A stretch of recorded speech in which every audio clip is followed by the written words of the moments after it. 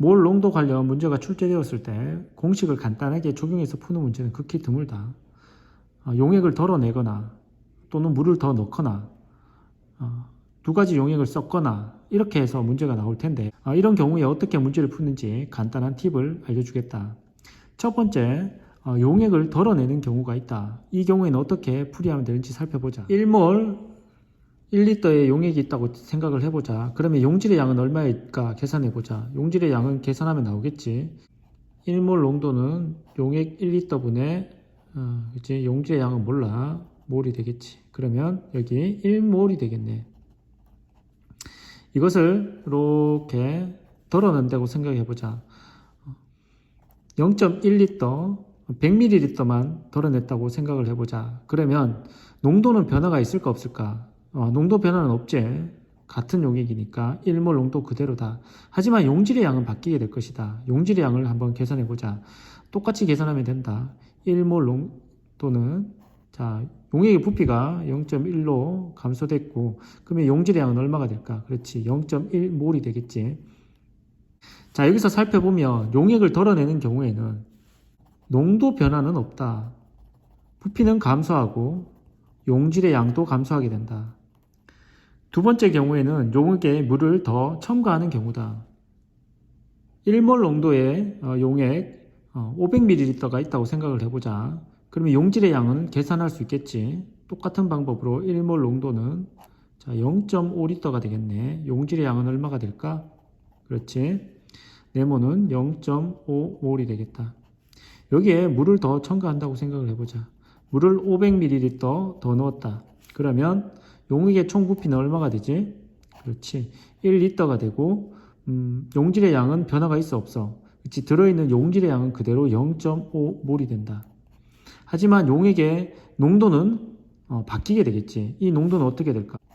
몰 농도는 모른다. 하지만 부피는 1리터 그리고 0.5몰. 자, 몰 농도는 0.5몰 농도가 되겠다. 여기서 살펴보면 용액에 물을 첨가한 경우에는 용질의 양은 변화가 없다. 하지만 부피가 증가하고 농도는 감소하게 된다.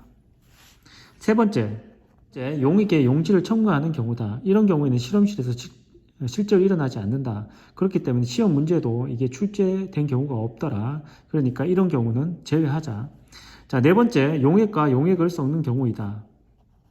1몰 농도 300ml A 용액과 2몰 농도 200ml를 섞는다고 생각을 해보자. 그럼 어떻게 풀어야 될까? 자, 먼저 용질의 양부터 알아야 되겠지. 용질의 양 계산하면 A몰은 1몰 농도가 0.3분의 이렇게 되겠지, 그치? 그러면 얘는 0.3몰 되고, 자, B 같은 경우에는 2몰 농도고 부피는 0.2리터. 몰 농도는 모른다. 몰은 모르지. 그러면 계산하면 0.4몰 이렇게 되겠다. 자, 이 두 용액을 섞으면 이렇게 되겠네. 용질의 양은 어떻게 될까? 용질 0.3몰, 0.4몰 돼서 0.7몰이 된다.